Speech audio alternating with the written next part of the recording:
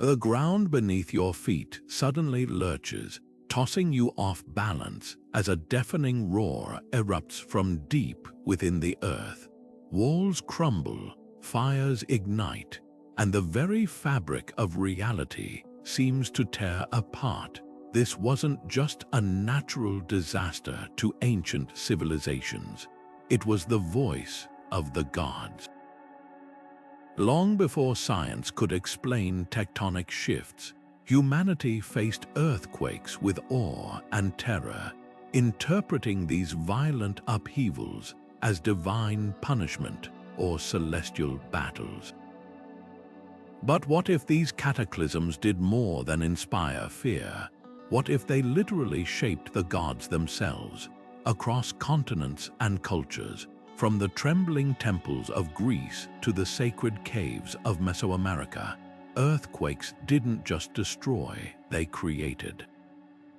They forged belief systems, elevated priests to power, and rewrote the spiritual destiny of entire civilizations. Picture a world where every tremor carried a message, where the Earth's fury wasn't random but intentional, a sign from deities demanding worship or sacrifice.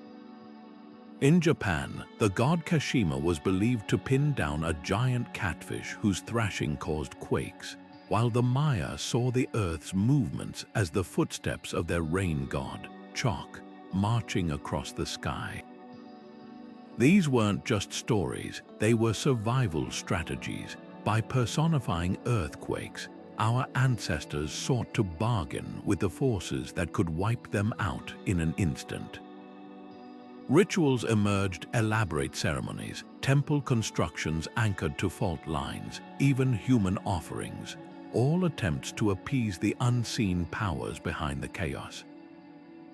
But this isn't just a tale of ancient superstition. It's about how desperation breeds invention, how fear transforms into authority.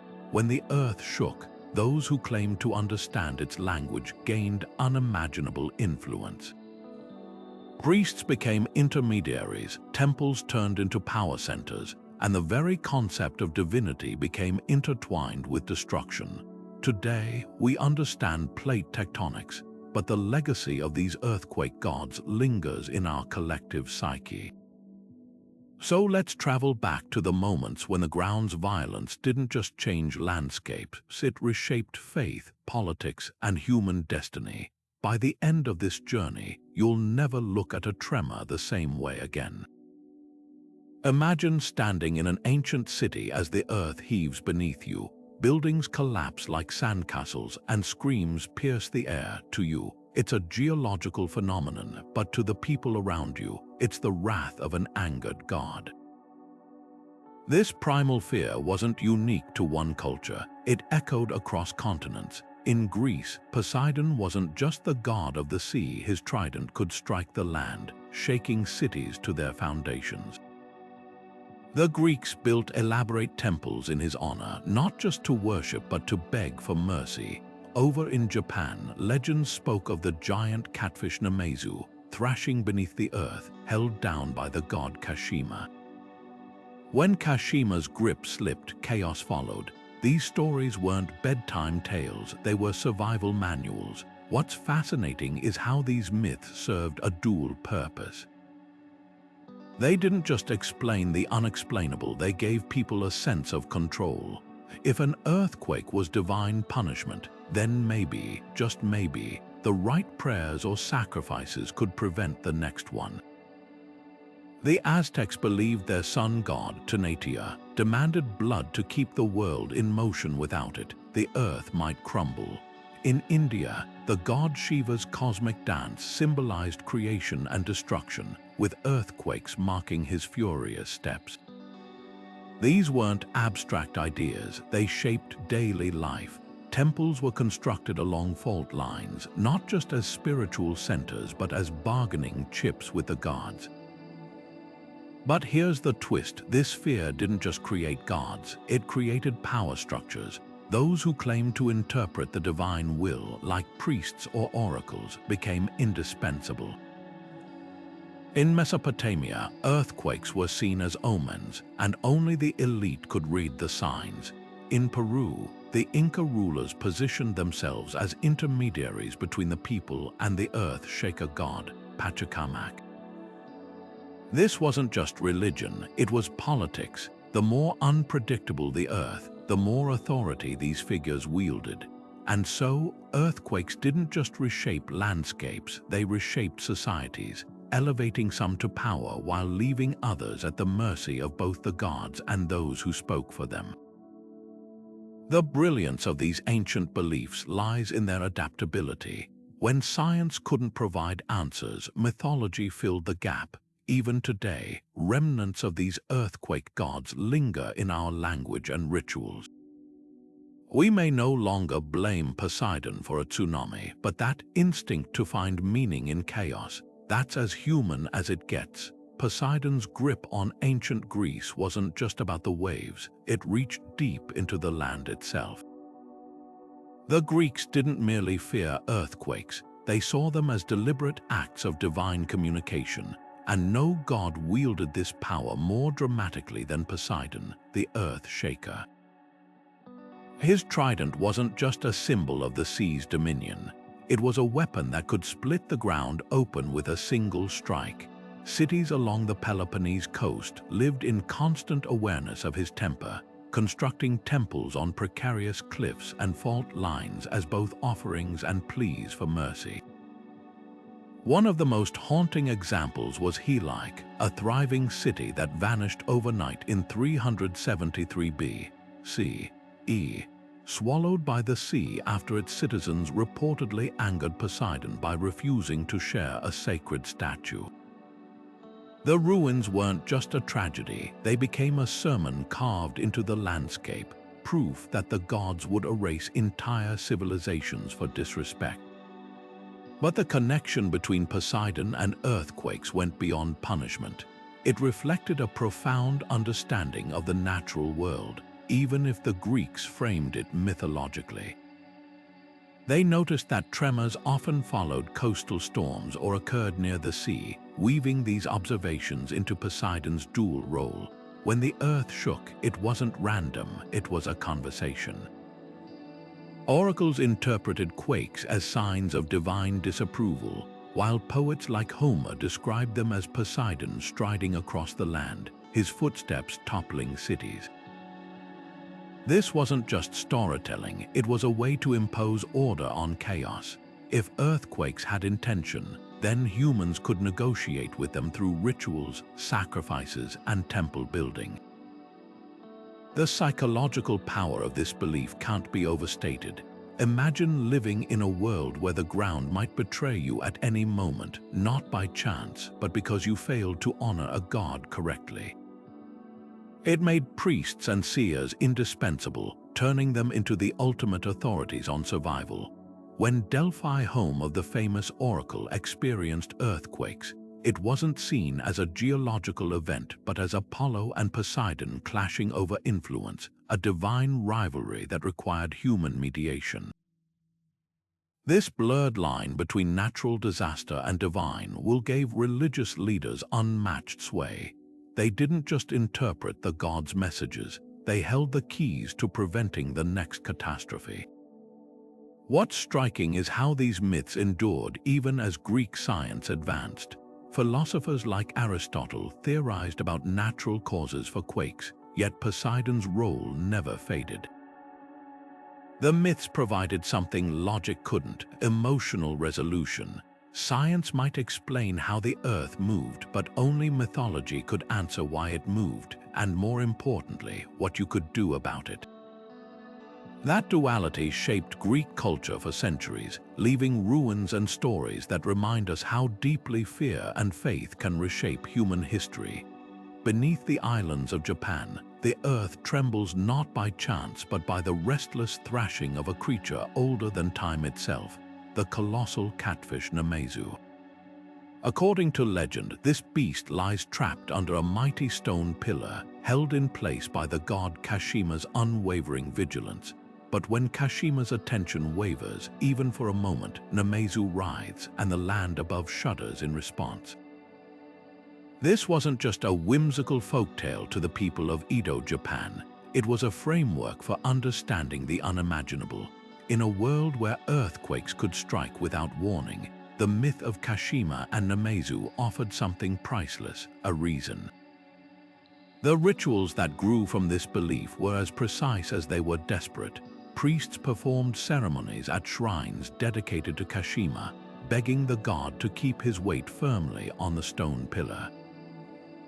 Communities scrutinized their own behavior, convinced that moral decay, greed, dishonesty, neglect of tradition might distract Kashima long enough for Namesu to stir. After particularly devastating quakes, people would even print woodblock images of the catfish as both explanation and scapegoat, a way to visually capture the chaos and, in doing so, contain it. But the myth's influence didn't stop at spirituality. By the Edo period, earthquakes had become political. When a massive quake struck Edo in 1855, rumors spread like wildfire. Namesu's thrashing wasn't random, it was a divine response to corruption. The shogunate's lavish spending, the growing gap between rich and poor, even the arrogance of the ruling class, all were whispered to have weakened Kashima's resolve. This wasn't just superstition, it was social commentary wrapped in folklore. The quake became a catalyst for change, with authorities rushing to distribute aid and clamp down on dissent, desperate to prove they hadn't angered the gods. In this way, the myth of Namesu did more than explain disasters. It held a mirror to society, revealing fractures deeper than those in the earth. What makes Japan's earthquake mythology so enduring is its adaptability. Even as modern seismology emerged, the image of the catfish persisted, blending science with symbolism. Today, you'll still find Namesu lurking in popular culture, manga, anime, even disaster preparedness campaigns, proof that some legends don't fade, they evolve. The catfish is no longer just a monster but a reminder. When the ground shakes, it's not just geology at work. It's a story centuries old about balance, responsibility, and the fragile line between order and chaos. In the heart of ancient Tenochtitlan, where towering pyramids cast shadows over bustling markets, the Aztecs lived under the watchful gaze of a god who held both life and death in his hands. Tlaloc, the storm deity, wasn't just a bringer of rain. He was a force of seismic fury, capable of cracking the earth open when displeased. This duality made him one of the most feared and revered figures in Aztec mythology. Farmers prayed to him for timely rains to nourish their crops, but they also trembled at the thought of his wrath, knowing a single misstep could summon earthquakes that toppled cities. The Aztecs didn't see these disasters as separate acts of nature. They were interconnected, a divine feedback loop where human behavior directly influenced the stability of the world itself. The rituals surrounding Tlaloc were as elaborate as they were harrowing. Priests conducted ceremonies high atop his temples, often built along known fault lines, where they offered sacrifices to keep the god's temper in check. Children believed to be pure and untainted were sometimes chosen as offerings, their tears considered a potent symbol of the rain Tlaloc would bring. The logic was chillingly pragmatic. Better to lose a few than risk the annihilation of many. These acts weren't just about fear, they were a calculated exchange, a way to bargain with the uncontrollable. When the earth shook, it wasn't random, it was a verdict, a sign that the balance between humanity and the divine had been disrupted. What's fascinating is how Tlaloc's mythology reflected the Aztecs' deep understanding of their environment. They noticed patterns, how droughts often preceded tremors, how the land seemed to groan under the weight of climatic extremes, and wove these observations into their theology. Tlaloc wasn't just a capricious god, he was a personification of nature's delicate equilibrium. The ruins of his temples, strategically placed near geological hotspots, weren't just religious sites, they were seismic negotiation tables. By aligning their sacred spaces with the Earth's vulnerabilities, the Aztecs were acknowledging a truth modern science would later confirm. The forces that give life can also take it away in an instant. But Tlaloc's influence extended beyond the spiritual. His cult was a tool of political control, a way for rulers to cement their authority. By positioning themselves as the sole intermediaries between the people and the god, Aztec elites could demand obedience, resources, and even lives in the name of collective survival. When an earthquake struck, it wasn't just Tlaloc's anger.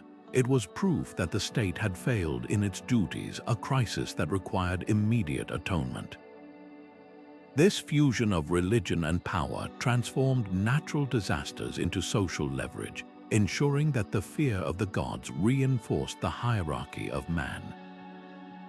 The legacy of Tlaloc lingers in modern Mexico, where ancient traditions blend with contemporary life. Even today, some rural communities perform rituals to honor the old gods during droughts or tremors, a testament to the enduring human need to find meaning in chaos. The Aztecs may have vanished, but their understanding of the earth as a living, responsive force, one that rewards reverence and punishes neglect, remains a haunting echo. In a world where climate change and natural disasters increasingly dominate our fears, Tlaloc's lesson feels uncomfortably relevant. Survival isn't just about understanding nature. It's about respecting it. Long before towering temples or written prayers, humans were already searching for meaning in the Earth's violent tremors. At Çatalhöyük, one of the world's oldest known settlements in modern-day Turkey, archaeologists uncovered something extraordinary beneath the layers of time. Homes built directly atop an active fault line, with human remains carefully placed in positions that mirrored the jagged cracks of earthquake fractures.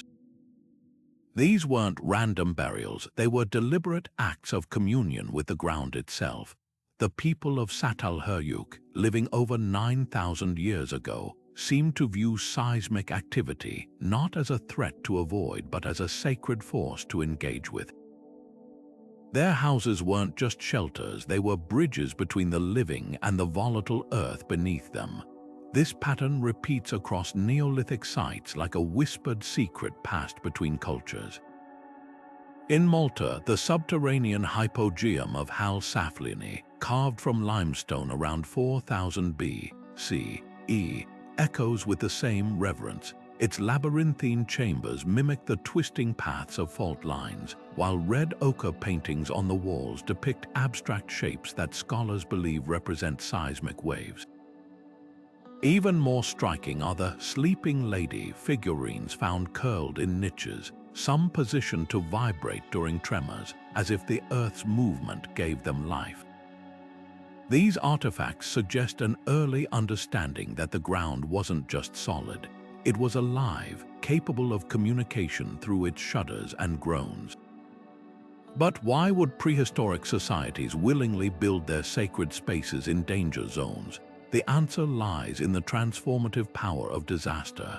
At Göbekli Tepe, another Turkish site predating Stonehenge by 6,000 years, massive T-shaped pillars stand guard over a landscape scarred by ancient quakes. Recent geological studies confirm the site was intentionally constructed near a fault, and that the quakes themselves may have inspired its circular architecture, designed to mimic the concentric ripples of seismic energy. To these early builders, earthquakes weren't just destructive, they were creative forces reshaping both land and belief. When the ground split open, it wasn't an end but a beginning, a crack through which the divine could emerge. The most compelling evidence of this worldview comes from cave art. In the French Pyrenees, the cave of Les Trois Frères houses a painting dating back 12,000 years that shows a human figure seemingly dancing atop a zigzagging line, a depiction some researchers interpret as a shaman channeling an earthquake's energy. Similar motifs appear as far away as Peru, where petroglyphs at Toro Muerto show spirals and jagged lines intersecting with human forms. suggesting a global Neolithic understanding of seismic activity as a conduit for spiritual experience. These images weren't mere records of events, they were attempts to participate in the Earth's power, to harness its violence through ritual. What emerges from these fragments of the distant past is a radical idea, that organized religion may have literally been built on fault lines. The need to explain, appease, and ultimately collaborate with earthquakes didn't just inspire gods, it shaped how humans conceived of the sacred altogether. From Çatalhöyük's seismic burials to Göbekli Tepe's quake-aligned pillars, our ancestors weren't passive victims of geology. They were active participants in a dialogue with the earth, one that would echo through every temple, scripture, and prayer that followed. The ground didn't just shake their world, it shook their understanding of reality itself. Shang dynasty priests would heat turtle shells and ox bones until they cracked, then lean close to decipher the whispers of the gods in those jagged lines. To them, every fracture was a message. Some predicted harvests or wars, but the most ominous splits foretold earthquakes. These weren't just natural disasters, they were celestial verdicts on the king's right to rule. When the earth shook, it wasn't geology at work. It was the ancestors withdrawing their favor, a warning that the mandate of heaven might be slipping away. The oracle bones reveal a chilling truth. In ancient China, seismic activity wasn't measured in Richter scale numbers but in political stability.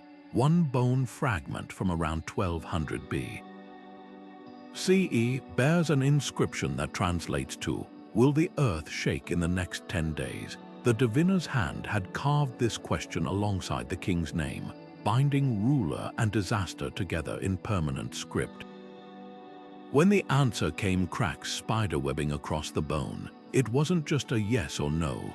The pattern of fractures indicated which ancestor or god had sent the quake, and more importantly, why.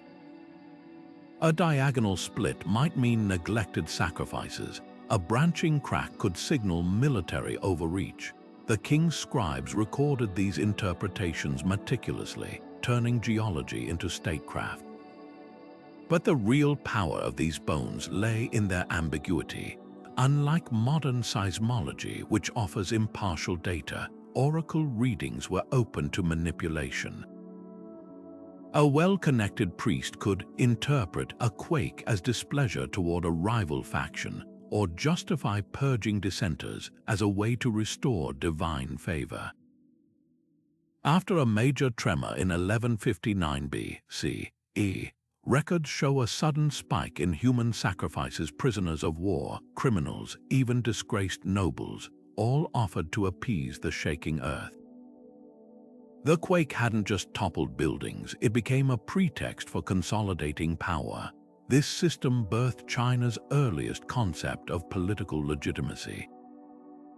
The mandate of heaven, often framed as a philosophical ideal, grew from these primal fears. If earthquakes were divine feedback, then a good ruler didn't just govern people, he negotiated with the earth itself. Dynasties rose and fell on this principle. When the Shang were overthrown by the Zhou centuries later, the new rulers pointed to recent quakes as proof that heaven had transferred its mandate.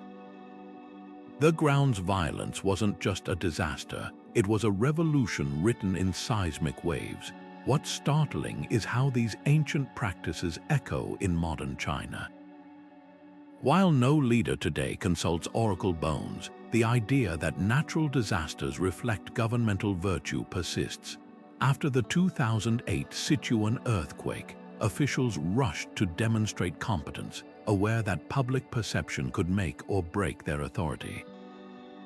The bones may be museum pieces now, but the lesson remains. When the earth speaks, people listen, and those who control the interpretation wield unimaginable power. The ground splitting open beneath Sodom wasn't just divine wrath. It was a theological earthquake that would reverberate through centuries of scripture. When fire and brimstone rained down on the sinful city, the accompanying tremors weren't incidental. They were part of a deliberate pattern woven through the Bible, where the earth's violence became God's punctuation mark. From the trembling of Mount Sinai as Moses received the commandments to the apocalyptic convulsions in Revelation, seismic activity served as the ultimate divine signature, a way for the sacred texts to demonstrate that no force, not even the planet itself, operated beyond divine control. Take the story of Korah's rebellion in Numbers 16. When a group of Israelites challenged Moses' authority, the response was chillingly geological. The ground under them split apart, and the earth opened its mouth and swallowed them. This wasn't just punishment, it was theater. The earthquake functioned as a cosmic courtroom where the verdict wasn't spoken but felt, vibrating through the bones of every witness. What made these biblical quakes so potent was their selectivity. They didn't strike randomly but targeted specific moral failures, from greed to idolatry. The earth became an extension of God's will, a tool as precise as any prophet's tongue. But the New Testament amplified this imagery into something even more profound. When Jesus died on the cross in Matthew 27, the Gospel describes tombs breaking open as a great earthquake shook Jerusalem. Here, the tremor wasn't just judgment, it was transformation. The splitting earth mirrored the tearing temple veil, signaling that the old order had fractured to make way for the new. This seismic symbolism reached its zenith in Revelation, where quakes punctuate the apocalypse like drumbeats, each one dismantling not just cities but empires, each tremor a reminder that human power was fleeting against divine sovereignty. What's fascinating is how these stories were shaped by real geology. The Jordan Rift Valley, where Sodom supposedly stood, sits on the Dead Sea Transform Fault, a tectonic hotspot. The writers of these texts may have witnessed quakes firsthand, interpreting them through a theological lens. When Amos warned of God making the earth tremble in judgment, his audience knew exactly what that looked and felt like. The Bible didn't invent earthquake imagery. It weaponized an already visceral human experience, turning fear into moral instruction. This theological framing had lasting consequences. Medieval European churches hung doom paintings depicting sinners swallowed by quakes during the Last Judgment. Puritan preachers interpreted 17th-century tremors in New England as warnings against moral decline. Even today, when televangelists label natural disasters as divine retribution, they're speaking the same language, one where the ground's instability reflects spiritual instability. The Bible's earthquake narratives didn't just describe disasters. They created a vocabulary of fear and obedience that still shapes how many view the unpredictable forces beneath our feet. Pele, the Hawaiian goddess of fire, doesn't just command lava, she dances, and the earth itself shudders in response. To ancient Hawaiians, there was no separation between volcanic eruptions and earthquakes. Both were expressions of Pele's volatile spirit. When Kilauea's molten rivers carved new landscapes, or when the ground trembled beneath villages, it wasn't two distinct disasters. It was a single divine tantrum. This fusion of fire and fury wasn't unique to Hawaii. Across the Pacific, in Japan, the god Kagetsuchi's fiery birth was so violent it killed his mother, Izanami, and his father, Izanagi, sliced him into pieces, each fragment becoming a new volcano. The earthquakes that followed, those were Kagetsuchi's death throes, his rage echoing through the bedrock. The link between volcanoes and quakes made terrifying sense to early cultures. Before seismographs could distinguish between tectonic shifts and magma movements, the Earth's upheavals felt like parts of the same catastrophe. In the Mediterranean, the Romans watched Mount Vesuvius smolder and knew it was Vulcan, the blacksmith god, hammering beneath the mountain. When Pompeii vanished under ash in 79 CE, survivors didn't see geology, they saw divine retribution for offending Vulcan's forge. Meanwhile, in Iceland, the Vikings told of Surtur, the fire giant whose flaming sword would one day cleave the earth, triggering both eruptions and quakes during Ragnarok. These myths weren't just colorful explanations, they were survival maps. If volcanoes and earthquakes sprang from the same source, then appeasing one god could prevent twin disasters. What's striking is how these dual-natured deities mirrored real geological connections. Modern science confirms what ancient intuition suspected.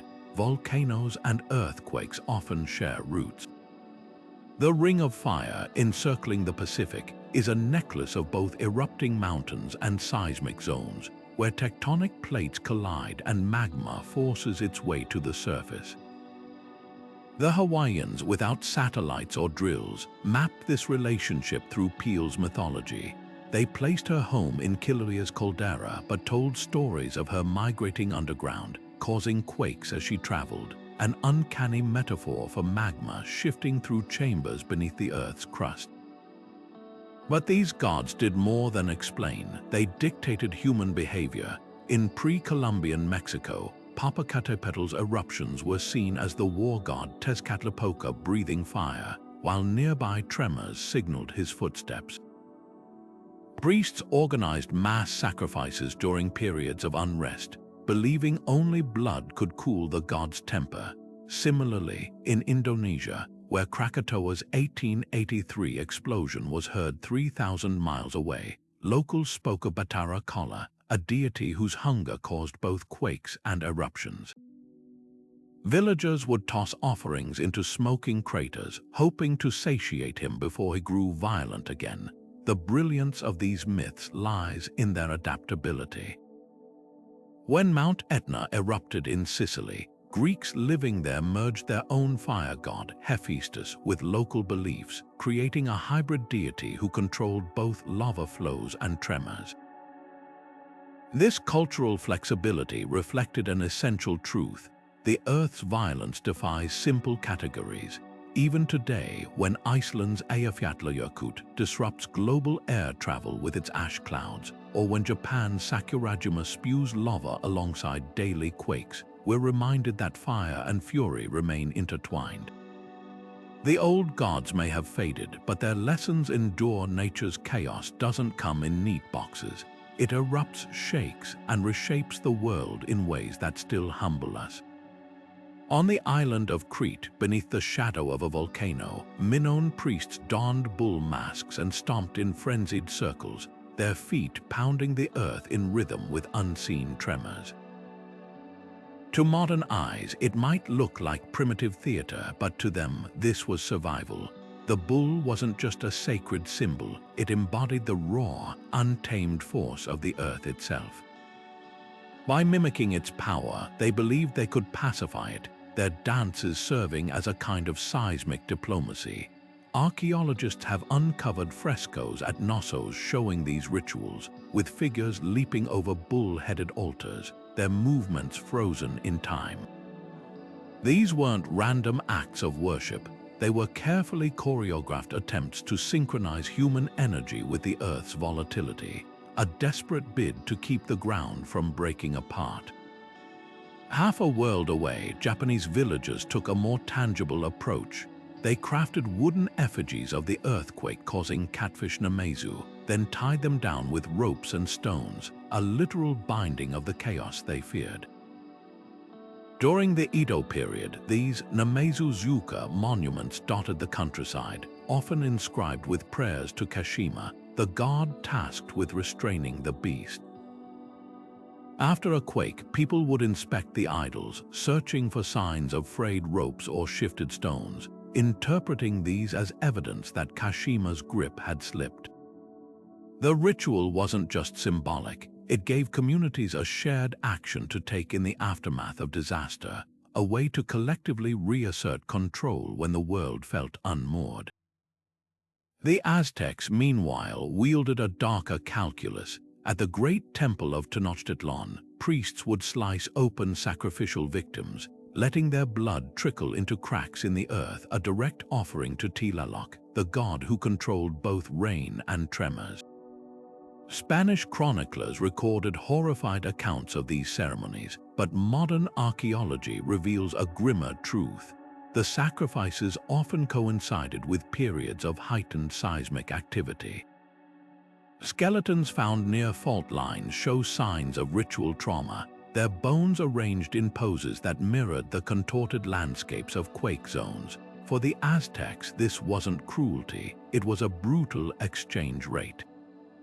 A few lives given to spare thousands, a transaction with the divine to keep the ground from swallowing them whole. What unites these practices isn't just fear, it's performance. Whether through dance, binding, or sacrifice, each ritual transformed passive terror into active participation. Psychology tells us this illusion of control is a coping mechanism, a way to replace helplessness with agency. When the earth refused to be tamed, humans tamed their own reactions instead. Even today, traces of this instinct linger.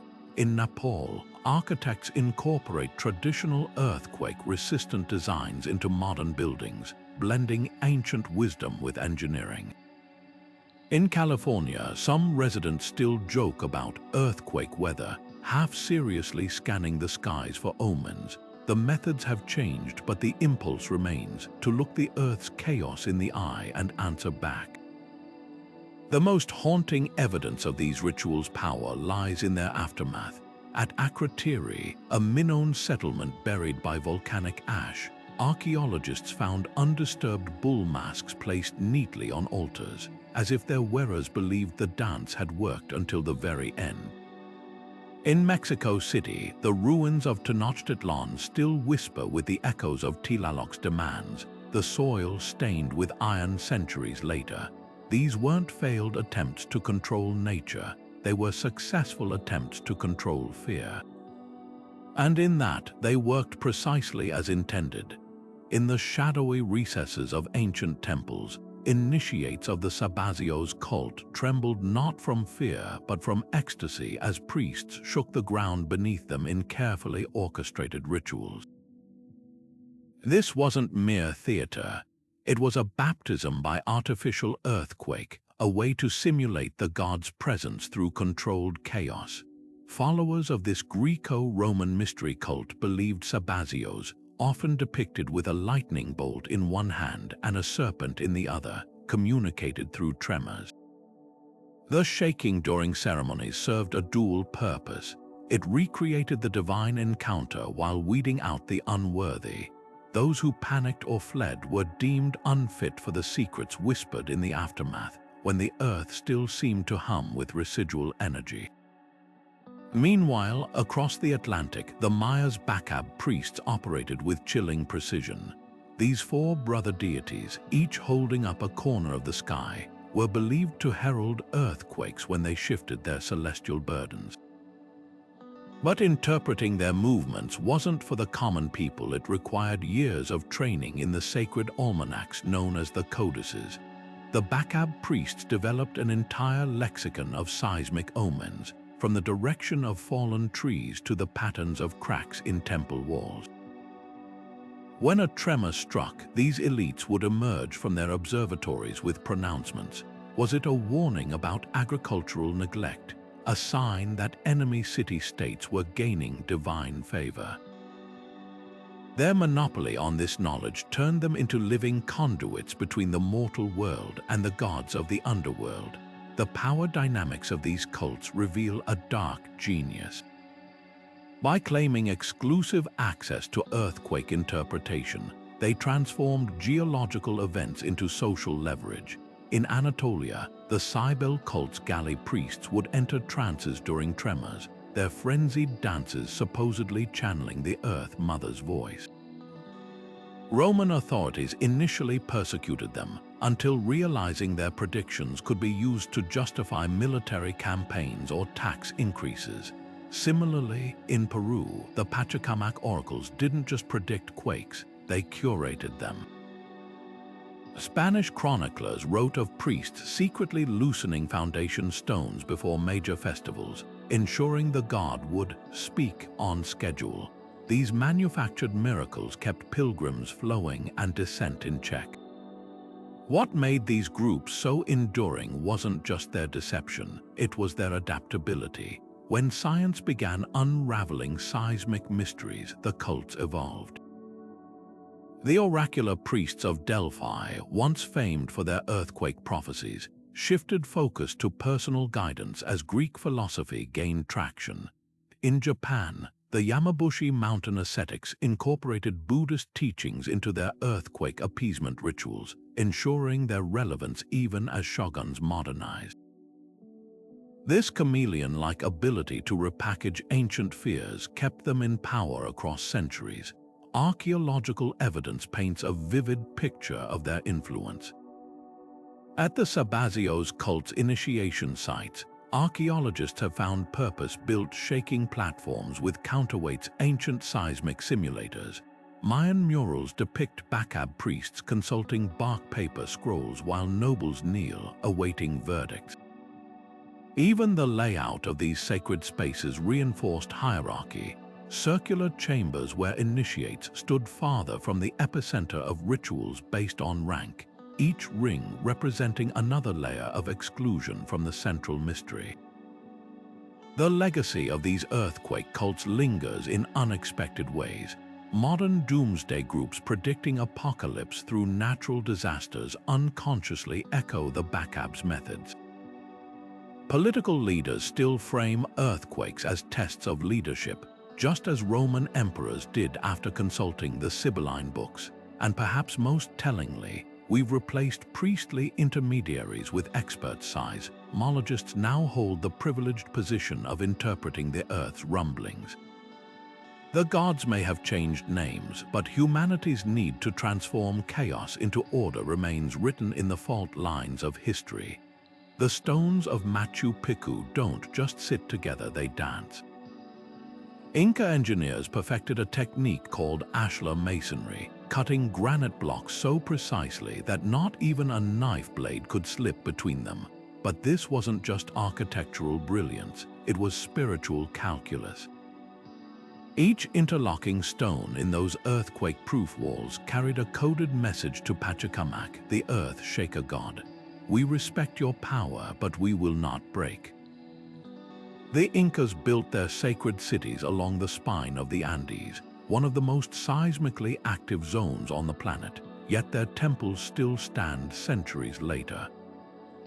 How? By turning construction into conversation. In Greece, the Parthenon's architects employed a subtler strategy. Those iconic marble columns aren't rigid. They curve slightly inward, a technique called intosses, and rest on flexible lead pads. When an earthquake struck, the entire structure would sway like a grove of trees rather than shatter. To the Athenians, this wasn't just engineering, it was mimicry of Poseidon's own domain. The columns mirrored the suppleness of seaweed in ocean currents, a silent plea to the earth shaker to recognize his own artistry in their work. Even the Parthenon's frieze told the story. Its sculpted panels showed gods subduing giants in an eternal struggle that mirrored tectonic clashes deep below. Japan took this dialogue further. The floating floors of traditional Shinto shrines, supported by flexible wooden pillars, allow the entire building to rock during tremors, a feature modern engineers call base isolation. But ancient carpenters knew it as listening to the earth's breath. The Ai's Grand Shrine, rebuilt identically every 20 years since the 7th century, incorporates joints that flex like bamboo in wind. Each reconstruction isn't just maintenance, it's renewal of a sacred contract with the kami spirits believed to cause quakes. What unites these structures across continents is their dual language. The angled walls of Horyuji Temple in Japan slope inward like praying hands, while the zigzag terraces of Peru's Sacsayhuaman fortress mirror lightning bolts, both shapes that naturally disperse seismic energy. These weren't accidental choices. When Byzantine architects filled Hagia Sophia's mortar with crushed pottery for flexibility, or when Chinese builders added pendulum-like quake detectors to pagodas, they were encoding reverence into geometry. Every curve, every material selection whispered the same plea. We built this knowing you would test it. Modern 3D modeling reveals their genius in motion. Simulations show how the Inca's trapezoidal doorways redistribute force, how Greece's column drums shift without toppling, how Japan's interlocking brackets absorb shock waves like springs. But the true revelation isn't technical, it's philosophical. These builders didn't see earthquakes as problems to defeat, but as conversations to join. Their temples weren't just shelters from divine wrath, they were invitations to dialogue, stone hymns sung in the key of plate tectonics. When the next quake comes, these ancient structures don't just survive, they answer back. When the ground beneath Rome trembled in 64 CE, the historian Tacitus didn't just record the event, he weaponized it. The quake that struck Pompeii wasn't mere bad luck to him. It was proof of Nero's moral decay, a seismic indictment of an emperor more interested in lyre playing than governance. This wasn't history, it was political theater written in fault lines. Across the empire, surviving inscriptions reveal how earthquakes became convenient scapegoats for failing regimes. A crumbling aqueduct, the gods punishing extravagance. A collapsed amphitheater, divine disapproval of gladiatorial excess. The earth's violence offered a blank slate onto which every faction could project their grievances, turning geology into propaganda. The Maya perfected this art of disaster spin. At Capon, a 8th century stela records how a king's death coincided with a star war, a term modern archaeologists now recognize as code for earthquakes. The glyphs show rulers descending into cracks in the earth, literal metaphors for dynasties losing the gods' favor. But here's the twist. These carvings were often commissioned years after the quakes by new rulers, rewriting chaos into legitimacy. A fallen dynasty hadn't been overthrown by rivals, they'd been swallowed by the earth itself for their failures, making the usurpers not just victors but divine instruments. Constantinople took this idea to chilling extremes. When a quake damaged Justinian's Hagia Sophia in 557, his court historian Procopius didn't blame poor construction. Instead, he framed it as God testing the emperor's resolve, a narrative that justified doubling down on both church repairs and brutal purges. The tremors became celestial performance reviews, with each aftershock interpreted as either approval or warning. Even the great Theodosian walls, built to withstand invaders, were said to tremble not from siege engines but from divine displeasure at bureaucratic corruption. But nowhere was this seismic propaganda more visceral than in Tenochtitlan. Aztec codices depict the earthquake of 1458 not just as disaster but as divine housecleaning. The Tlaloc Emperor Moctezuma I had recently imposed harsh taxes. When the earth split open near the Templo Maya, priests declared it proof the gods demanded redistribution. What followed was a calculated spectacle. Storehouses were opened, prisoners sacrificed, and the quake rebranded as the earth's hunger being fed. The same cracks that swallowed homes became tools to reshape society. These ancient PR campaigns reveal a universal truth. Power isn't just about controlling territory, it's about controlling narrative. When the earth spoke, everyone rushed to be its translator. Roman senators, Maya scribes, and Aztec priests all understood that whoever framed the disaster first could rewrite the future. The real aftershocks weren't geological, they were ideological, reverberating through tax policies, succession wars, and even religious reforms. In the end, the most destructive force wasn't the quake itself, but the stories told in its wake.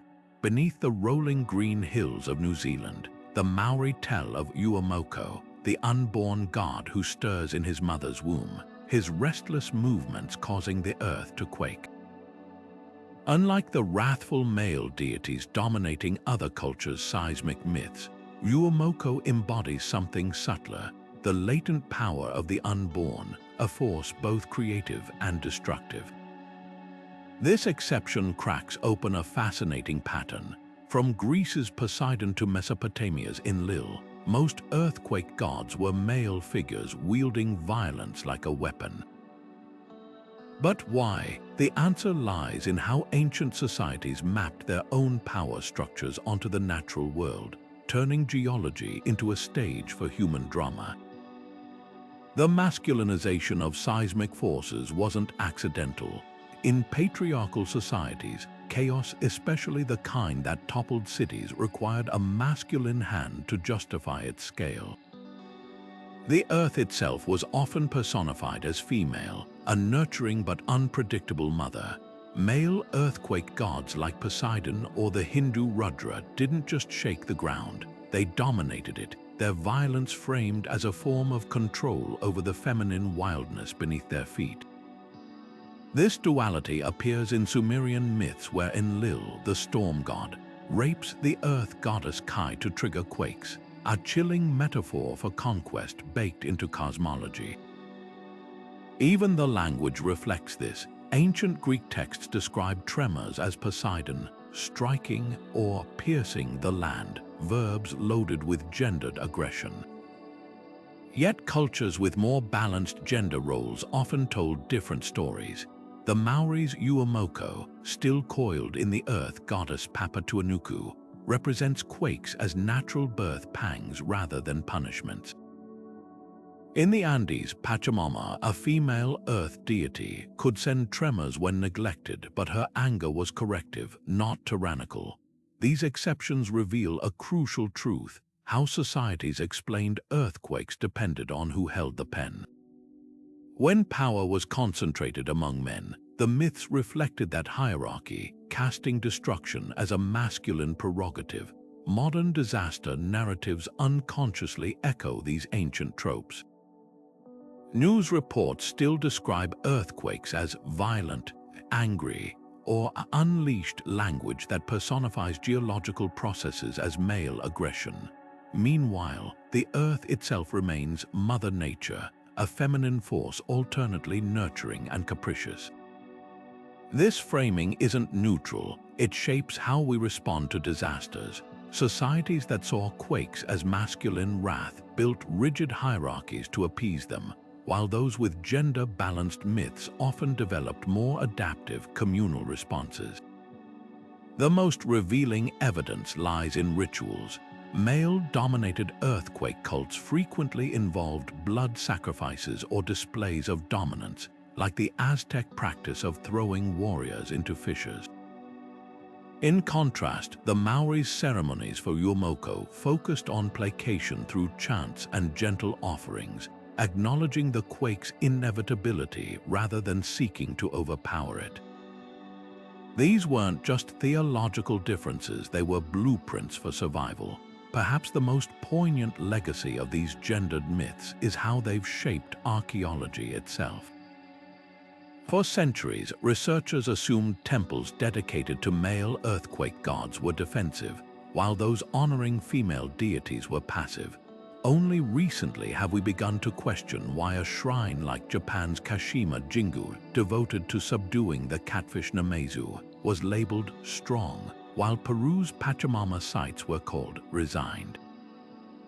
The earth shakes the same regardless of the god we blame, but the stories we tell about it, those have always been a mirror. John Mitchell's hands trembled, not from fear, but from the weight of what his seismic experiments implied.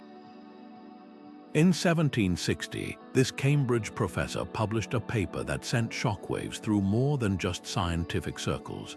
By analyzing the Lisbon earthquake of 1755, he concluded something revolutionary: earthquakes weren't acts of God. They were the result of shifting subterranean strata, natural processes as measurable as the tides. For the first time in history, someone had dared to suggest that the Earth's violence had no moral dimension. It simply was. The backlash was immediate. Pulpits across Europe thundered with sermons denouncing Mitchell's ideas as heresy. If earthquakes were mere geology, What became of Sodom's destruction or the trembling at Christ's death? The Bible's entire seismic narrative crumbled under the weight of this new logic. The crisis wasn't just theological, it was existential.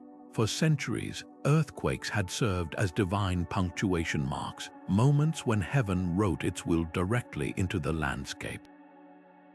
Now, scientists like Mitchell and later Charles Lyell argued that these events followed predictable patterns, indifferent to human morality. Lyell's Principles of Geology in 1830 went further, proposing that earthquakes were part of Earth's slow self-construction, not its punishment. This mechanistic view didn't just challenge Scripture, it erased the need for gods of the gap. If science could explain why the ground shook, what purpose did Poseidon or Tlaloc serve? Churches found themselves in an impossible position: deny the mounting evidence and risk irrelevance, or accept it and dismantle their own doctrine. Yet the most fascinating resistance came not from clergy but from ordinary believers. When tremors struck New England in 1837, newspapers still attributed them to divine displeasure, despite decades of geological advances. In Japan, the shogunate banned Western seismology texts for fear they'd weaken the authority of Kashima's cult. This wasn't ignorance, it was cultural inertia. Earthquake myths weren't just stories, they were frameworks for processing grief. After the Calabria quake of 1783, survivors rejected engineers' explanations, insisting only repentance could prevent another disaster. Science might describe how the Earth moved, but it couldn't answer the more haunting question: why us? The turning point arrived with tragedy. When Messina, Sicily, was flattened in 1908, killing over 100,000, even the Vatican's official newspaper conceded that seismic waves, not sin, caused the destruction. This admission marked the end of an era. Within decades, seismographs replaced oracles and building codes supplanted sacrifices, but the old gods didn't vanish completely. They retreated into metaphor, their names lingering in phrases like act of God or nature's fury. Modern earthquake preparedness campaigns unconsciously echo ancient rituals, urging communities to respect tectonic forces as if they were sentient. The science was settled, yet the human need to personify disaster persisted, proof that while we've mapped the fault lines beneath our feet, we're still deciphering the fault lines in our psyche.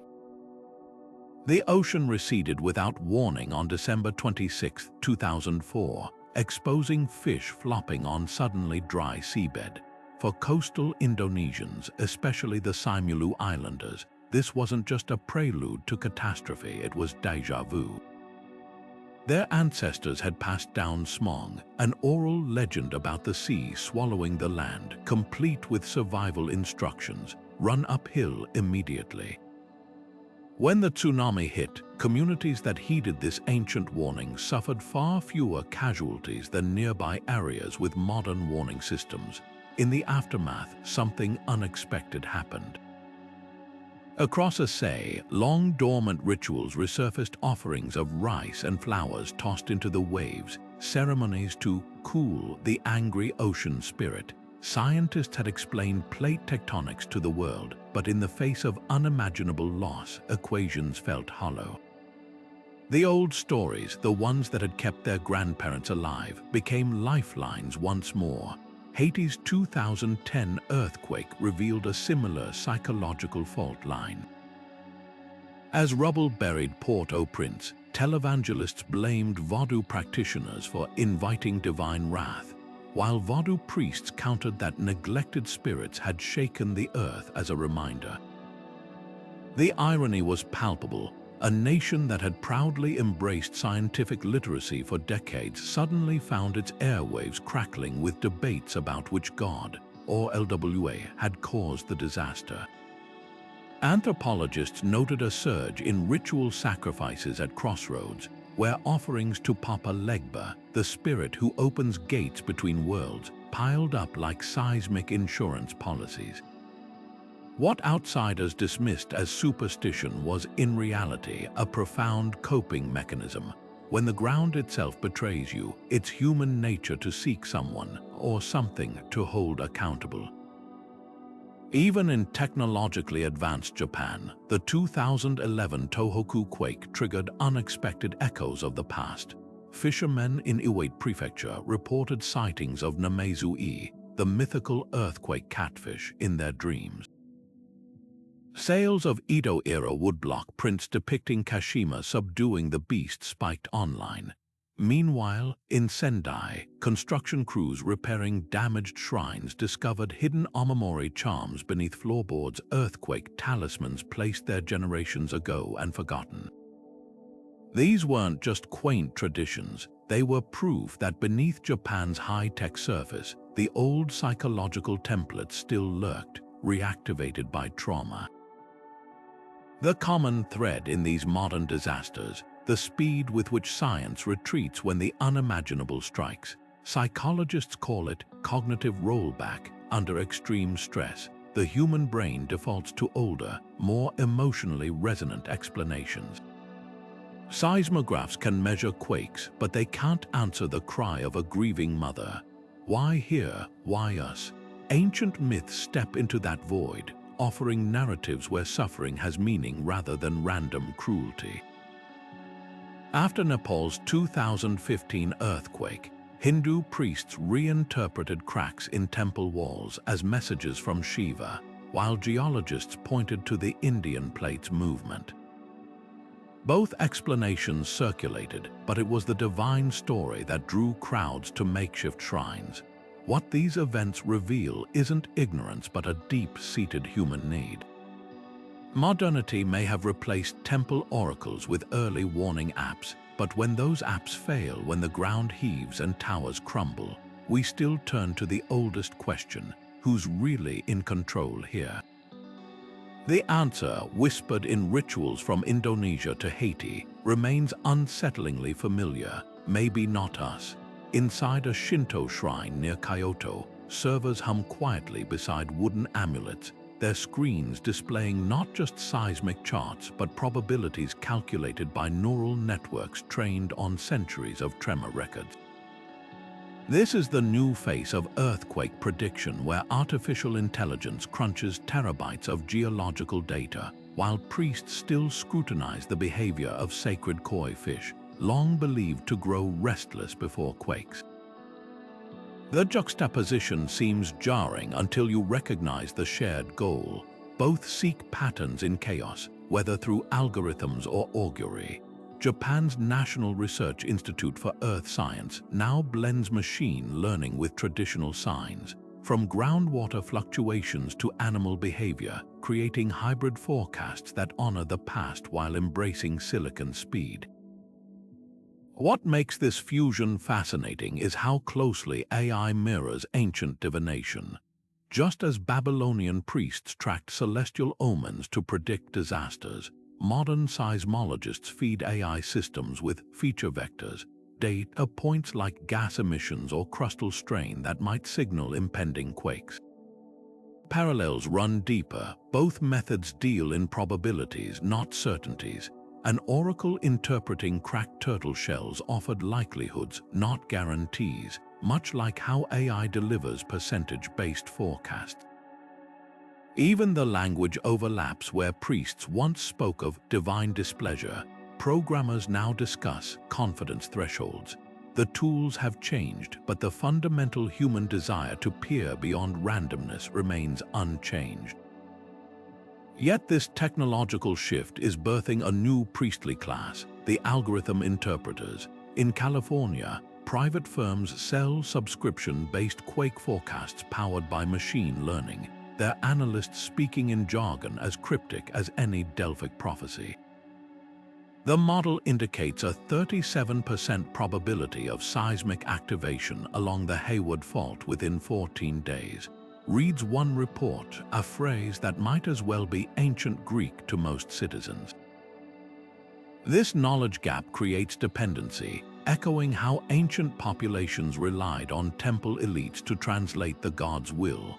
The difference, Today's oracles wear lab coats and quote statistical significance instead of scripture. Critics argue these systems risk repeating history's mistakes.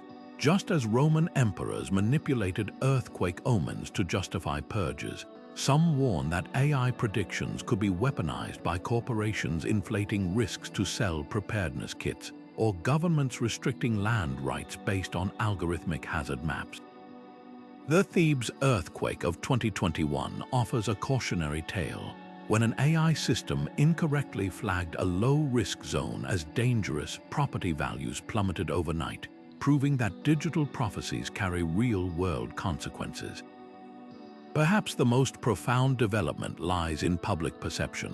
When Tokyo tested an AI alert system in 2023, residents reported something unexpected. The cold precision of machine warnings felt unsettling compared to Kashima's mythological catfish. In response, programmers added symbolic elements. Alert interfaces now depict Namesu stirring beneath a digital stone, merging binary with folklore. It's a telling adaptation, proof that even in our algorithmic age, we still crave stories to frame the unfathomable. The Earth may speak in data, but humanity will always listen through myth. The screen trembles as dune sandworms erupt from the desert, their seismic movements indistinguishable from divine intervention. This imagery isn't just spectacle, it's the latest chapter in a millennia-old story. Hollywood's obsession with earthquake-wielding deities, from Clash of the Titans Poseidon to Marvel's seismic superhero Quake, reveals an uncomfortable truth. We may have swapped temple carvings for CGI, but our psychological blueprint for disaster remains unchanged. These films aren't just entertainment, they're secularized rituals repackaging ancient fears for an age of science. When Godzilla stomps through Tokyo, triggering tremors with each step, he's not so different from Japan's mythic Namesu. Both are chaotic forces demanding appeasement.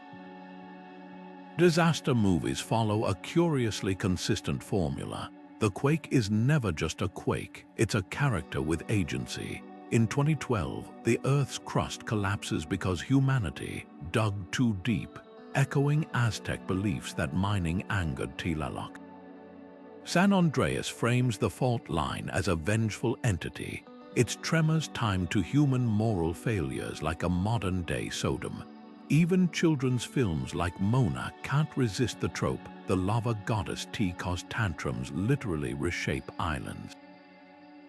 This narrative instinct transcends genre because it taps into something primal, the need to assign blame. Ancient priests pointed to neglected sacrifices. Screenwriters point to climate change or corporate greed. The language evolves, but the subtext remains. The Earth punishes. What's revealing is how these stories borrow sacred imagery.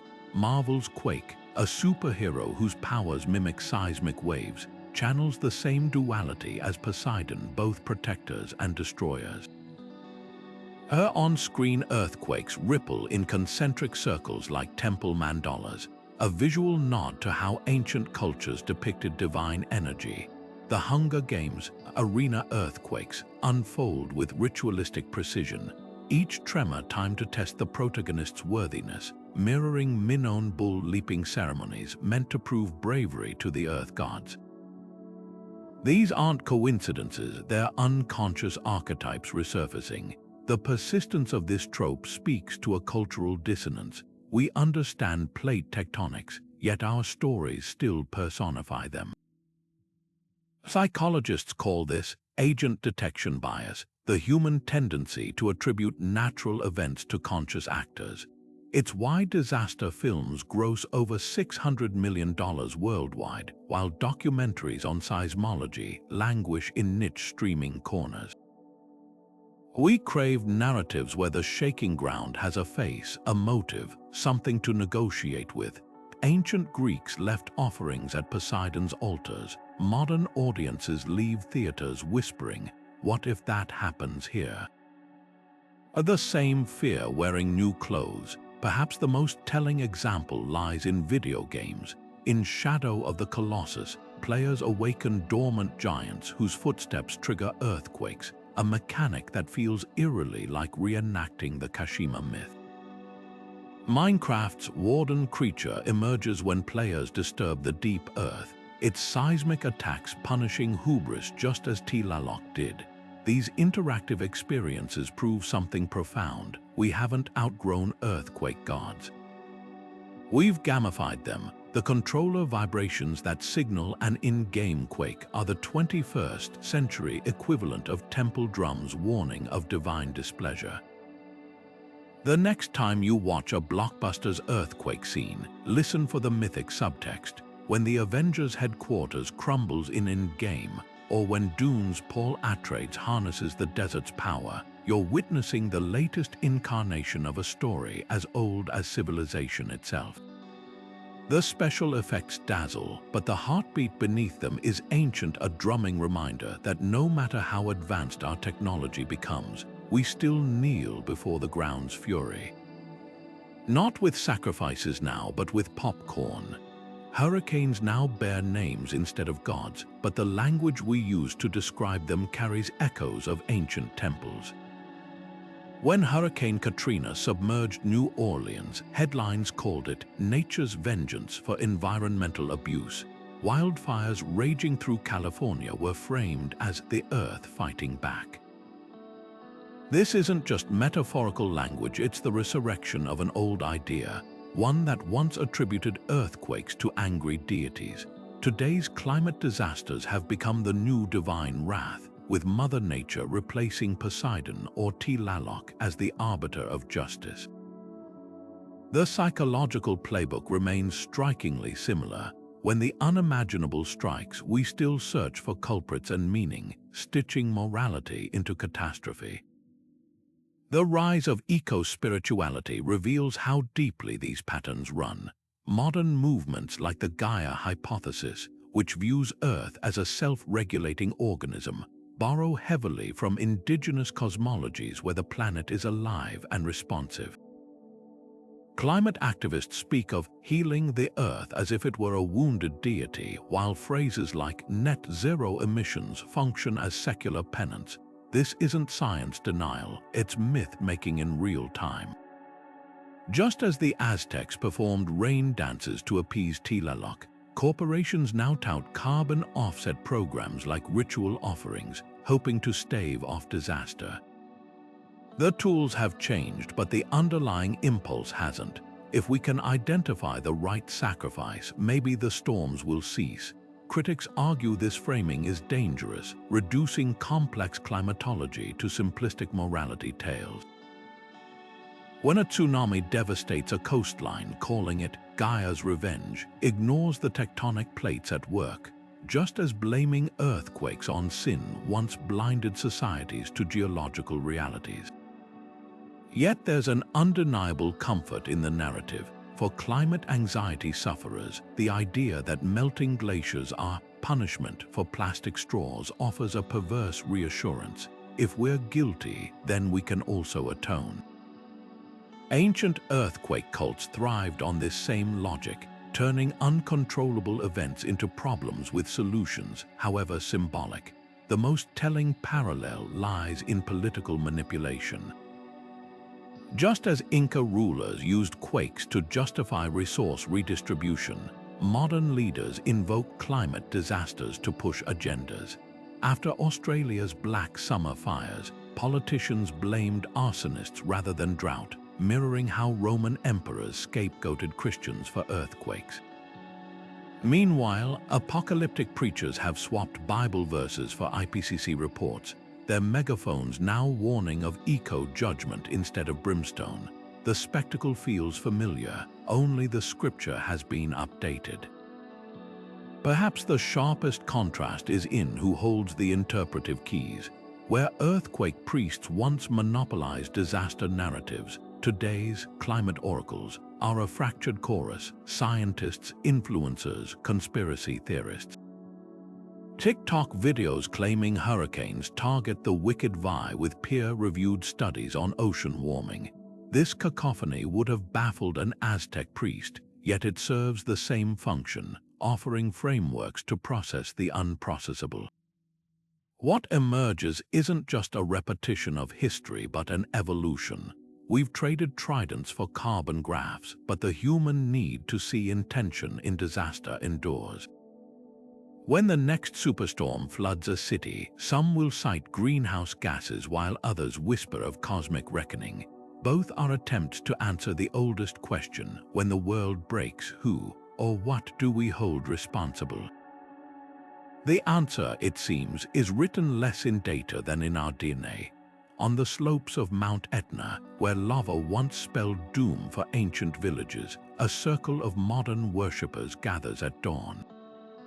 Dressed in handmade tunics inspired by Minoan frescoes, they pour offerings of wine into fissures in the earth, not to appease a vengeful god, but to honor what they call Poseidon's forgotten covenant. These aren't historical reenactors. They're part of a growing Neo-Pagan movement that's resurrecting earthquake deities as icons of environmental rebellion. For groups like the Hellenic Earth Guardians, the god who shook cities now symbolizes the planet's right to fight back against human greed. The rituals are meticulous reconstructions, libations poured in precise ratios, chants adapted from linear B tablets, but the theology is strikingly contemporary. At a recent ceremony in California's fault-riddled Salton Trough, Priestess Mara Lightfoot explained, "When we invoke Peel, we're not asking her to spare us. We're acknowledging that industrial drilling feels just as violent to the earth as her quakes once did to us." Her group's liturgy includes data from the U.S. Geological Survey alongside Homeric hymns, blending seismology with spirituality.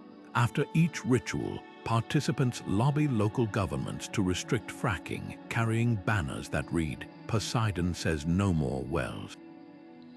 This fusion of archaeology and activism reaches its peak in Japan, where the Ainu Earthquake Society has revived Namesu-e rituals with a protest twist.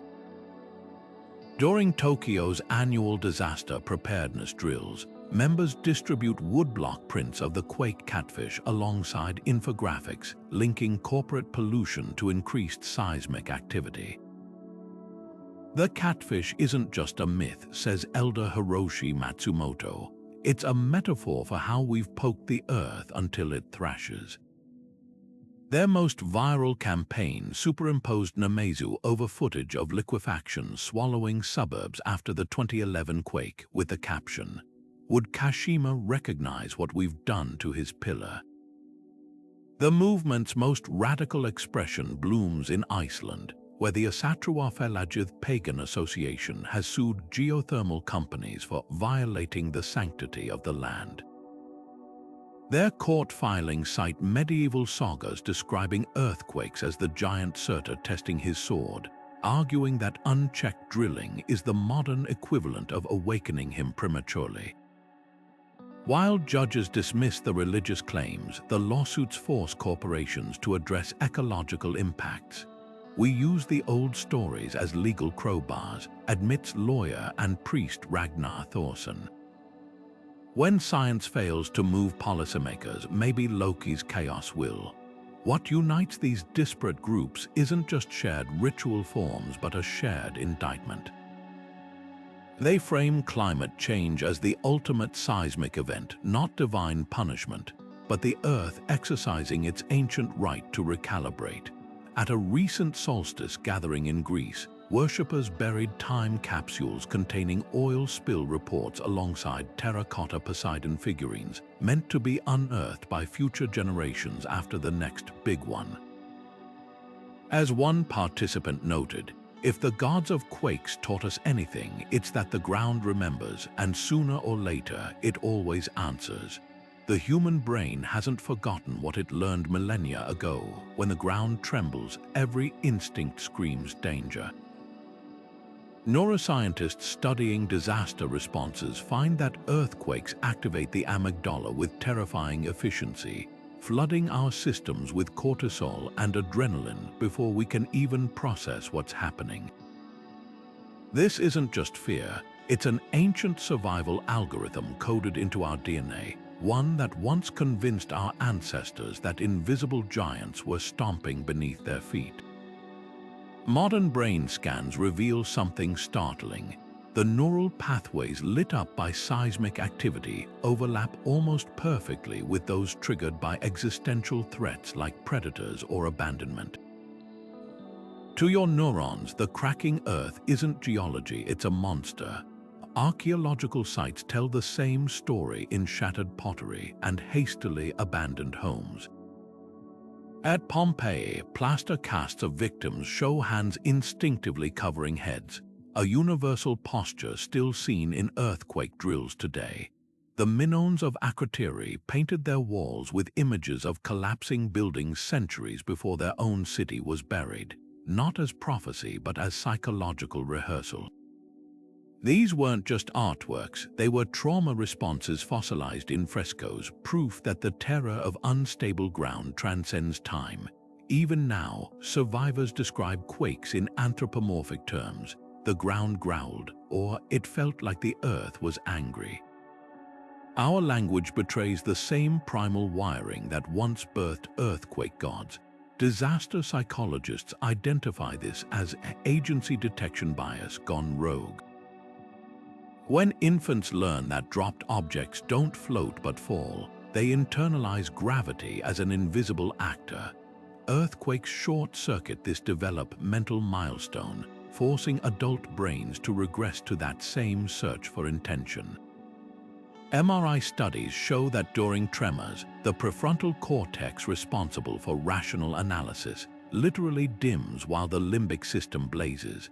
This neural handoff explains why, from San Francisco to Sichuan, survivors of major quakes often report supernatural experiences, visions, premonitions, or overwhelming urges to pray.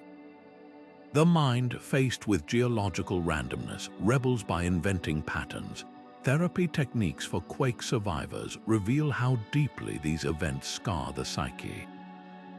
In Christchurch, New Zealand, where aftershocks lasted years after the 2011 disaster, clinicians developed seismic exposure therapy, a slowly reintroducing patients to harmless vibrations to retrain their threat responses. Many couldn't complete the treatment, their bodies rejecting the idea that any tremor could be benign. This visceral resistance mirrors ancient avoidance rituals, like Japan's Namesu prints or Aztec blood offerings, attempts to bargain with the uncontrollable by pretending it can be controlled. What's most revealing is how this terror shapes societies long after the ground stills. Historians tracing earthquake impacts note a consistent spike in authoritarianism during Reconstruction, a phenomenon dubbed the rubble effect. From Peru's 16th century viceroys seizing power post-quake to modern politicians exploiting disasters for surveillance expansion, the pattern holds. When the earth proves untrustworthy, humans crave strongmen. The neuroscience behind this is chilling. Experiments show that subjects exposed to simulated quakes score higher on scales measuring suggestibility and magical thinking. It's as if the shaking temporarily dissolves our skepticism, leaving us yearning for someone or something to promise stability. Yet this same terror also forges unexpected resilience. In Istanbul, where a major quake is overdue, psychologists observe a cultural phenomenon called catfish, a blend of fatalism and preparedness. Residents stockpile supplies while repeating, "What will be, a duality that mirrors their ancestors who built earthquake-resistant systems alongside shrines to Poseidon. Tokyo's disaster drills now incorporate mindfulness techniques alongside evacuation routes, acknowledging that calming the inner quake is as vital as surviving the external one. Perhaps this is the final lesson written in our neural pathways, that the ground's violence doesn't just break cities, it breaks open the human mind, revealing layers of fear, creativity, and stubborn hope as stratified as the earth itself. Beneath the crumbled walls of Mycenae, A shattered column tells two stories, one of human hands stacking stone upon stone, the other of the Earth's invisible fingers tearing them apart. This is the silent language of archaeoseismology, where every toppled pillar and cracked foundation becomes a fossilized scream of seismic violence. Scientists now scan these ruins with laser precision, measuring how far a block shifted or which direction a wall fell, reconstructing ancient quakes with the same rigor as modern seismographs. At Turkey's Hattusa, capital of the Hittite Empire, archaeologists found something startling. An entire temple's columns had twisted counterclockwise, as if some giant hand had turned them like dials. The pattern matched a recently discovered fault line, rewriting the empire's collapse from mystery to geological inevitability. Even pottery holds quake secrets. In Israel's ruins of Tel Hazer, researchers noticed something odd. Storage jars from 1700 B.C.E. all leaned southeast, their bases still intact but necks snapped uniformly. Laboratory tests confirmed this was no clumsy packing job. The force required to fracture those thick ceramic necks could only come from seismic waves. The direction of the tilt pointed straight to the Dead Sea Fault, exposing a forgotten disaster that may have inspired biblical Sodom's destruction narrative. These ceramic time capsules prove that when the Earth speaks, even household objects become its mouthpieces. The most revealing sights are those where human responses are frozen mid-disaster.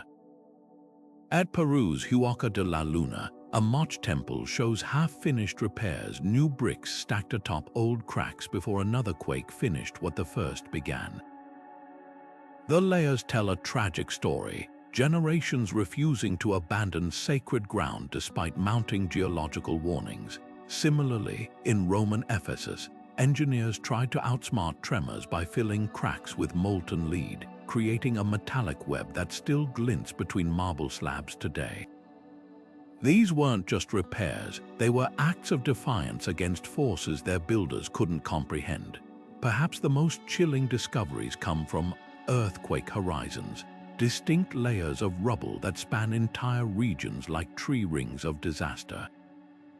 When excavating Syria's Katna Palace, archaeologists hit a stratum of crushed tablets and splintered ivory, all dating to the same catastrophic afternoon around 1360 B.C.E. Cross-referencing Egyptian scrolls and Mesopotamian records revealed an empire-wide Bronze Age quake storm that toppled civilizations from Greece to Babylon. What historians once called the Late Bronze Age collapse now looks more like a seismic domino effect, with fault lines as the invisible hands rearranging human destiny. But archaeoseismology's real power lies in its ability to resurrect lost knowledge. At Knossos, the Minoans built their palace walls with interlocking wooden braces, an ancient version of modern seismic base isolation. In Kashmir, medieval builders alternated layers of timber and stone, creating flexible structures that still stand today. These techniques weren't superstition. They were hard-won wisdom from cultures that learned to listen when the earth whispered its warnings. Now, as engineers study these ruins, we're rediscovering anti-seismic strategies our ancestors mastered millennia ago, proof that sometimes the past holds the blueprint for our survival. High above the Andean valleys, woven baskets sway from wooden beams not for decoration but survival. For generations, Quechua families have stored their quinoa and potatoes in these suspended containers, a tradition born from observing how earthquakes send objects tumbling across floors. Modern disaster planners now recognize the brilliance of this simple solution. Hanging food prevents crushing and contamination when the ground heaves. It's one of countless examples where ancient practices anticipated seismic science by centuries. The Maori of New Zealand embedded their longhouses with flexible flax fibers that allowed structures to dance during tremors, a technique mirrored in today's base-isolated skyscrapers. In Turkey, Ottoman builders incorporated hollow clay tubes within walls to absorb shock waves, an early version of the damping systems used in modern high-rises. These weren't just cultural quirks, they were field-tested survival strategies encoded into daily life. The real wisdom lies in how these traditions address psychology alongside physics. Japanese tsunami stones' centuries-old markers warning, "Do not build below this point," combine geology with storytelling. Their carved messages often include ancestral narratives about villages wiped out by waves, making the lesson unforgettable. Studies show communities preserving these stones have higher evacuation compliance rates than those relying solely on digital alerts. Similarly, the Tlaloc people of Alaska teach children to identify shaman's chairs, naturally occurring rock formations that double as stable shelters during quakes, through songs that map the landscape's safe zones. This fusion of myth and memory creates mental preparedness no app can replicate. Some of the most effective strategies emerge from what modern experts call disaster literacy. The Saimulu Islanders' Smong tsunami legend worked because it packaged complex science into an actionable story. If the sea retreats, run uphill. Compare this to California's Drop, Cover, Hold On campaign. Both distill survival into visceral, memorable actions. Even seemingly superstitious practices hold hidden logic. Balinese villagers traditionally whitewashed their temples after quakes. Scientists now realize lime-based paints contain antimicrobial properties that prevented disease outbreaks in damaged buildings. When Greek families buried amphorae of olive oil near doorways, they weren't just appeasing Poseidon. They were creating emergency caches of calories and lamp fuel. The ultimate lesson isn't about copying ancient techniques verbatim, but understanding their underlying principles. Hang your food, that's hazard-proofing your supplies.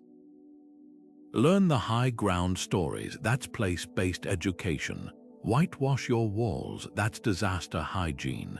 These traditions succeed because they transform abstract risks into tangible behaviors woven into cultural fabric. Modern preparedness campaigns are finally catching up, partnering with indigenous communities to blend seismic sensors with oral histories. After all, the best survival strategy isn't just knowing the ground might shake, it's remembering how your great-grandmother told you to stand when it does. In Istanbul, where the minarets of the Hagia Sophia have swayed through earthquakes for 15 centuries, schoolchildren learn a chilling nursery rhyme.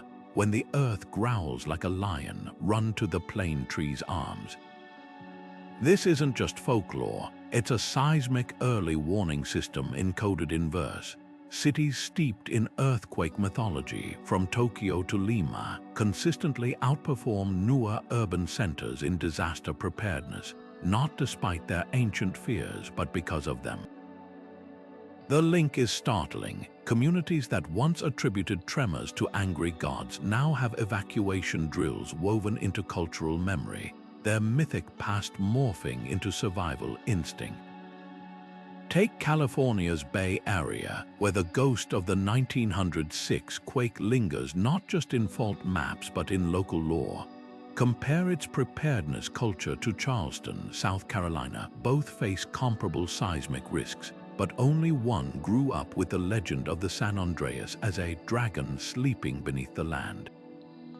The difference shows in the details. San Francisco mandates retrofitting for soft-story buildings, while Charleston only adopted seismic codes in 2017. Psychologists call this catastrophe consciousness, the way collective trauma, even when framed as divine wrath, hardens into practical vigilance. Japan takes this further. Every September 1st, Disaster Prevention Day recreates the 1923 Great Kanto earthquake that killed over 100,000. But the date wasn't chosen at random. It coincides with the legendary Night of the Wild Boar, when Kashima's grip on the quake catfish traditionally weakens. By syncing modern drills with ancient mythology, the ritual lodges deeper in public memory. The result, when the 2011 Tohoku quake hit, Tokyo's evacuation was so orderly, researchers found people followed routes matching Edo-era tsunami escape stones more often than digital signs. Yet in Istanbul, the contrast with myth-poor seismic zones becomes stark. After the 1999 Izmit quake, geologists warned that Istanbul's next big one could surpass 30,000 dead. But walk its streets today, and you'll see 8th-century-old Byzantine cisterns repurposed as emergency water reserves, while builders still use Horasan mortar, a medieval mix of lime and volcanic ash proven to flex during tremors. Meanwhile, in Tehran, which faces similar risks but lacks deep seismic folklore, illegal high-rises crowd fault lines, and preparedness drills are sporadic. The difference isn't resources, it's cultural memory. The mechanism works like this. Myths provide narrative scaffolding for survival knowledge. When Chile's Mapuche people tell of Treng the serpent fighting Kai the quake monster, they're encoding elevation patterns. The stories always end with survivors fleeing uphill. In Nepal, where the god Narasimha's earthquake roar features in temple carvings, traditional homes have tapered windows that resist shaking. These aren't coincidences, they're millennia of trial and error disguised as theology. Modern disaster science is finally catching up to this wisdom. New Zealand's Wakapapa approach merges Maori seismic legends with GPS alerts, while California's Shake Alert system uses social media to spread warnings in mythological terms, the dragon stirring trending alongside Richter scales. The lesson is clear: when the ground betrays us, the stories we tell about it determine whether we freeze or adapt. The next big quake won't care if you believe in gods or geology, but your ancestors' ghosts might just save you. From the moment our ancestors felt the first Neolithic tremors beneath their feet, earthquakes have been more than natural disasters. They've been mirrors reflecting humanity's deepest fears and highest aspirations. These violent upheavals didn't just topple homes, they toppled worldviews, forcing civilizations to rewrite their understanding of power, morality, and the divine.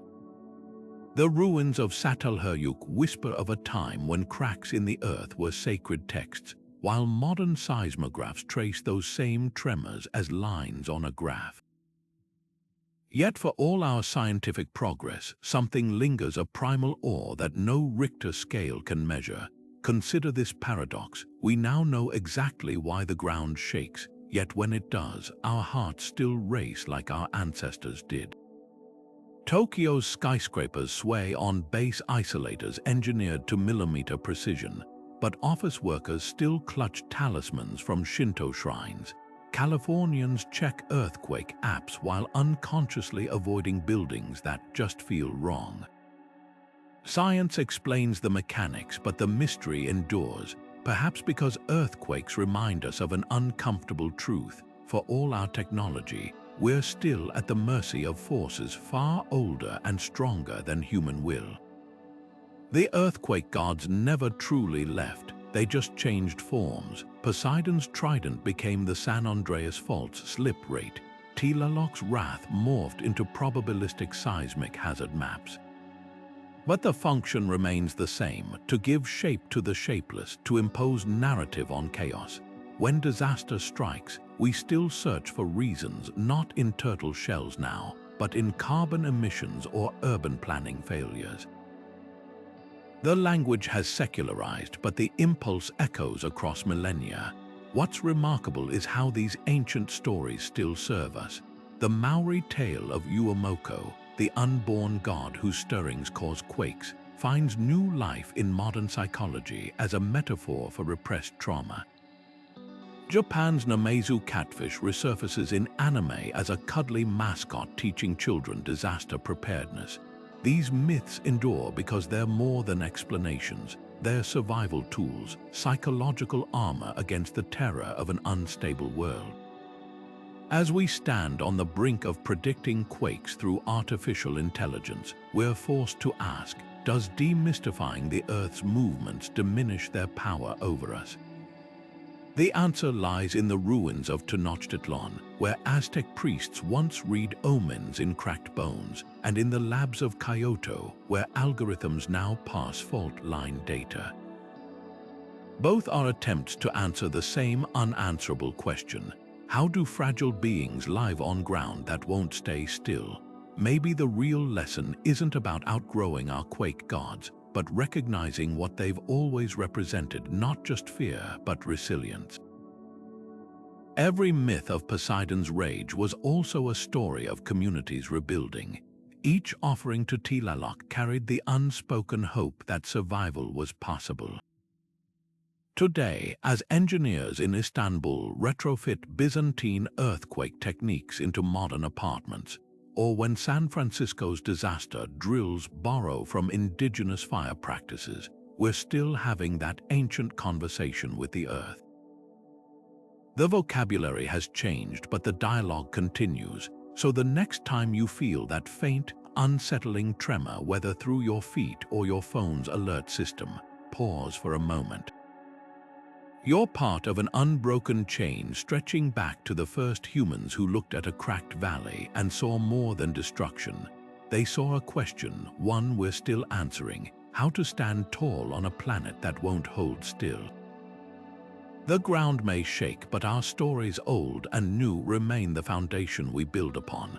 Now it's your turn. When you think of earthquakes, do you reach for science, myth, or something in between? Share your thoughts below, and wherever you are, may your foundations stay